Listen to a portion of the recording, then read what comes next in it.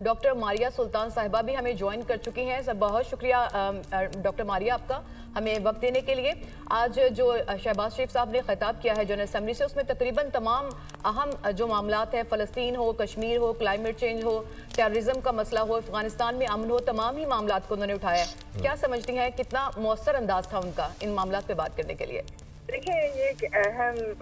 जो है एक तरह से आप कह सकते हैं खिताब था, क्योंकि ये बहुत ज़रूरी है कि अभी भी जो भी दुनिया में बातचीत हो रही है उसके अंदर ग्लोबल साउथ के जो भी मसाइल हैं उन पे बातचीत नहीं हो रही। जो इस वक्त दुनिया के अंदर ना सिर्फ सिक्योरिटी के एतबार से, लेकिन दुनिया के जो आप एक तरह से कह सकते हैं दरमियान फ़र्क है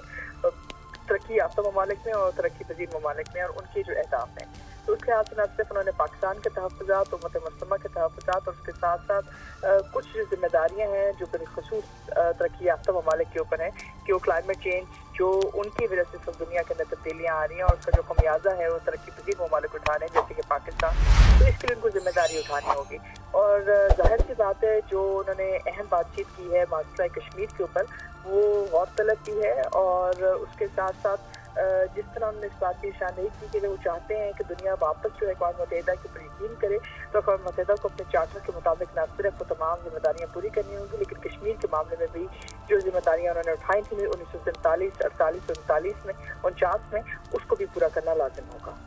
डॉक्टर साहब, एक और बड़ा इंपॉर्टेंट मसला है जिसको इस बड़े प्लेटफॉर्म के ऊपर वज़ीर आज़म ने उठाया और वो है जो दहशत गर्दी से हम मुतासिर हैं और स्पेशली जो बॉर्डर पार से हम पे हमले होते हैं, उस मसले को उन्होंने उठाया और अफ़गानिस्तान के रोल के ऊपर उन्होंने क्वेश्चन किया कि अफ़गानिस्तान को चाहिए कि जो दरअंदाजी होती है वहाँ पर जो दहशतगर्द ग्रुप्स हैं उनके खिलाफ कार्रवाई करे। तो आप समझती हैं इस प्लेटफॉर्म के ऊपर ये मसला उठाने से प्रेशर बढ़ेगा अफ़गानिस्तान पर और उनको हमारी बात तो वो नहीं सुनता, तो फिर उस पर अमली इक़दाम करने के लिए प्रेशर बिल्ड होगा? आप समझती हैं ऐसा? लेकिन यकीनी तौर पे होना चाहिए, क्योंकि अक़वाम मुत्तहिदा जो है एक फरीक है अफ़गान जंग के अंदर, और अफ़गान जंग के अंदर भी और तालिबान की जो हुकूमत है आर्जी या मौर्जी या जो भी आप कहते हैं इंटरिम गवर्नमेंट है, उनके वजूद में आने के अंदर भी उनका एक किरदार रहा है। और उसके साथ साथ जो तमाम खद खाल हैं बैन अवी दहशतगर्दी की सद्दबाब के लिए, जैसे कि फैटफ, जैसे कि ये तमाम चीज़ें, ये तमाम यूनाइटेड नेशन सिक्योरिटी काउंसिल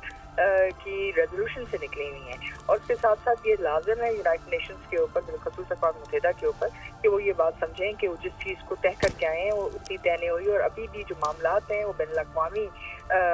जो सूरत हाल है उसके अंदर ख़तरे का बायस बन सकते हैं अगर बैन अवी दहशतगर्दी को फ़रोग़ मिलता है। सैंक्शंस भी लगाई जा सकती हैं और 1261 सिक्योरिटी काउंसिल 1267, 1373, 1330 इन तमाम के तहत कुछ जिम्मेदारियां हैं अक़वाम मुत्तहिदा की जो उनको पूरी करनी लाजिम है। और ये जो कमेटीज़ हैं जो मॉनिटर कर रही हैं फाइनेंस को, जो कमेटीज़ हैं जो दहशतगर्दी को के खिलाफ बर वक्त कार्रवाई करती हैं, तो उन सबको मुतहरिक होना लाजिम है, वरना अक़वाम मुत्तहिदा की सालमियत या अक़वाम मुत्तहिदा के मुस्तक़बिल का कोई